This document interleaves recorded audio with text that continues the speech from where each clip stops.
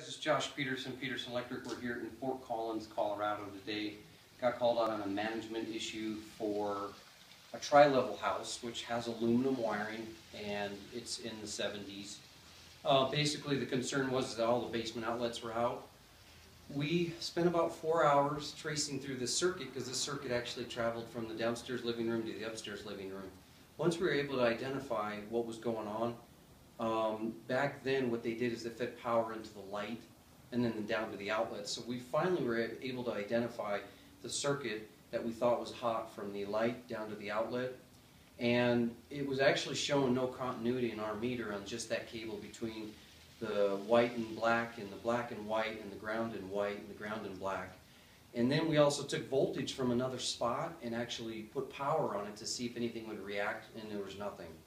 But what we ended up finally finding out is that the back outlet is down in the tri-level. We cut the drywall on the inside and we cut it on the upside here, and we actually were able to find our hotspot.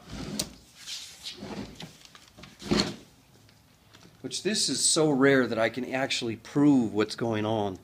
But I cut the drywall and I found it, and inside this cable jacket the wires were heating up and you can see it baking. And what I think happened was that we had a space heater put on here. But something happened inside the conductor cable, and we're going to look a little deeper.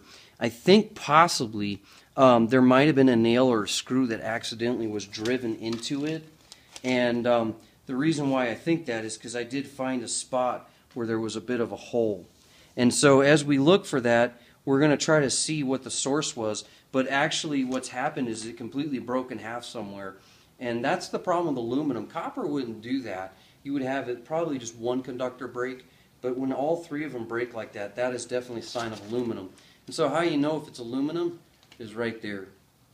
And anyways, the best way to tell is to get inside your panel, and I'll have my video person here show you.